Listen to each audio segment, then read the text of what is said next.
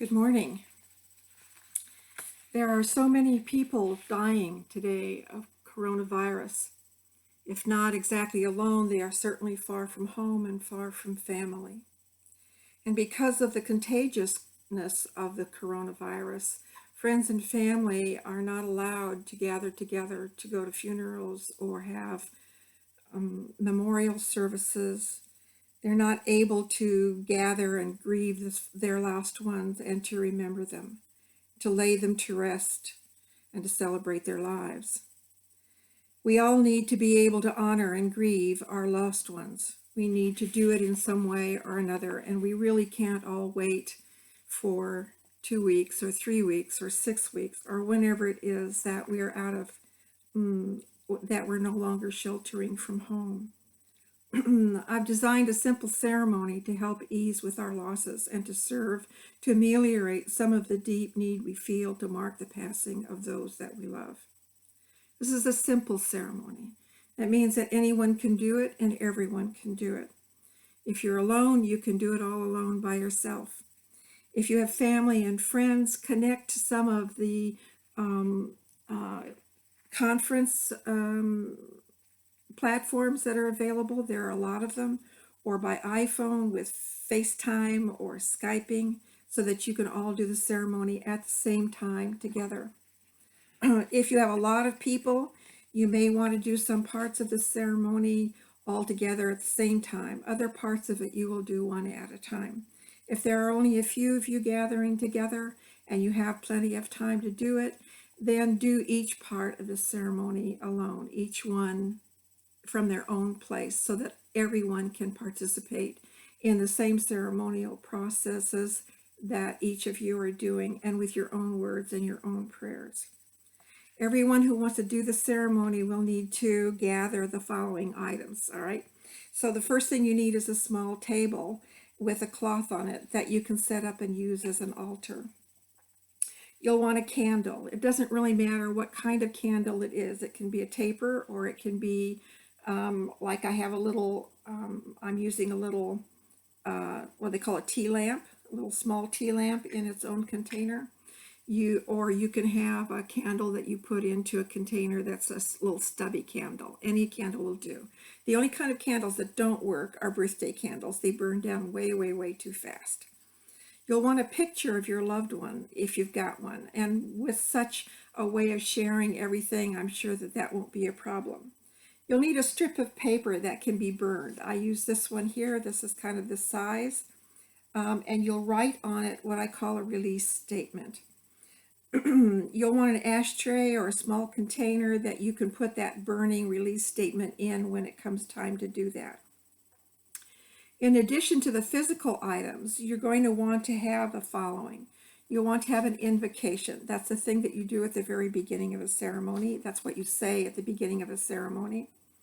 You'll want to have a reading of some kind, something that either is very special to you or was very special to the person who has passed, or to both of you together.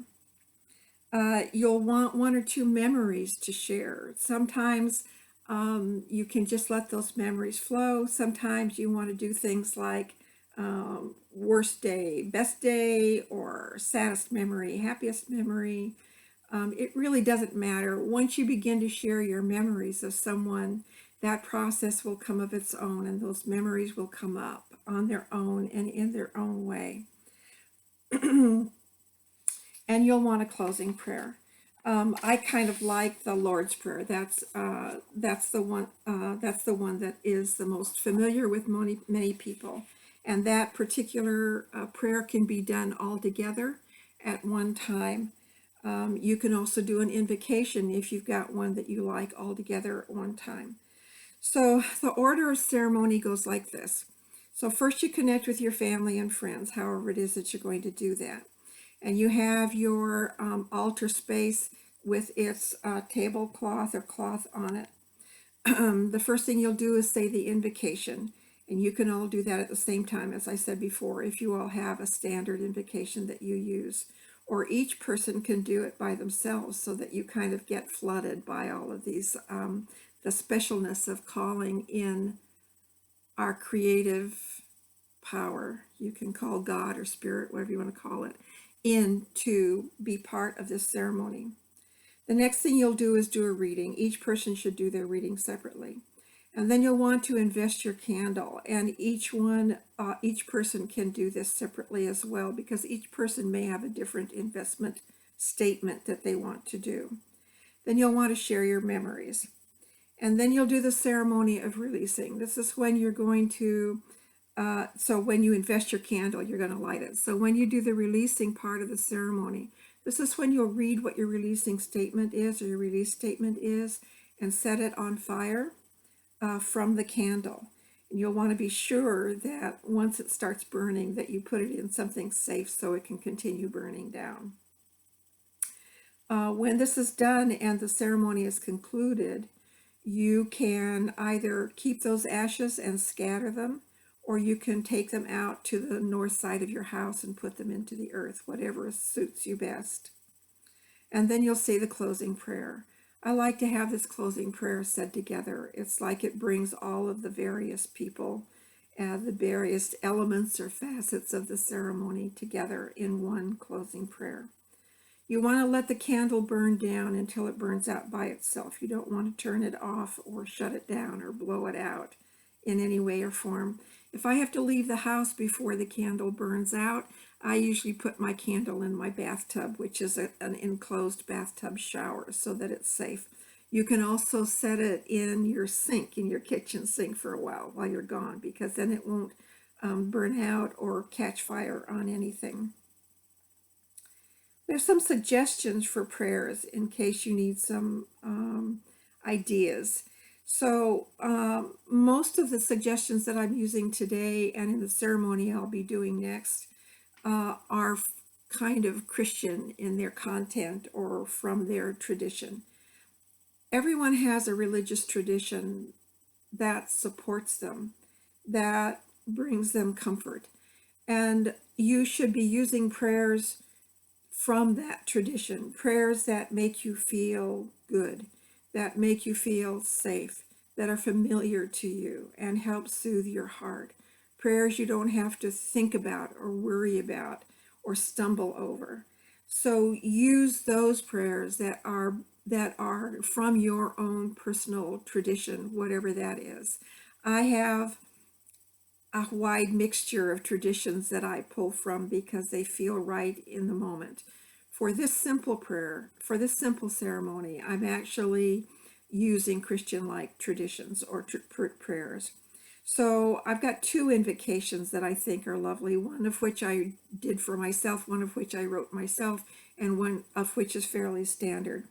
So mine is, I call on that which created the worlds and holds them in its hands, to lend its presence to the ceremony and to make of the space a sacred space. The other one, which I really like, is from the Bible. It says, "The Lord is in his holy temple. Let all the earth be silent before him." Great invocation. So when we invest the candle, what you do is you hold it in your hand, kind of rub it a little bit if you want to, like this. You can kind of just rub it in your hands like this, with or out, without its container. Take an easy breath. And the one that I'm using this time is, I light this candle as a symbol of, and you put the name of your loved one in remembrance of her life. This happens to be a woman I'm going to be doing today, and her death and the richness of her being. You can also use this one, which I kind of like. I light this candle as a symbol of, you put the name of the person in, who came from love, returned to love, and lived from the heart of love. And then you'll need a release statement. My release statement is very straightforward. It comes from your own heart, from your own experience, and from your own desires. My release statement, since this was about my mama, is, I love you. I miss you. Thank you for having been such a blessing in my life.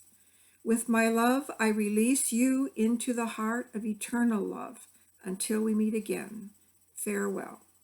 It's important in this release statement that you use the phrase, with my love, I release you, because that is what allows your heart to let go of the person you will always love and will often miss, maybe for the rest of your lives, and that you are grieving, but that you wish to not hang around forever and ever and ever, but to go on to their own best reward. And then you will say a closing prayer. And that's the end of the ceremony. And so I'm going to close this now, and then I will actually do my ceremony in the next video.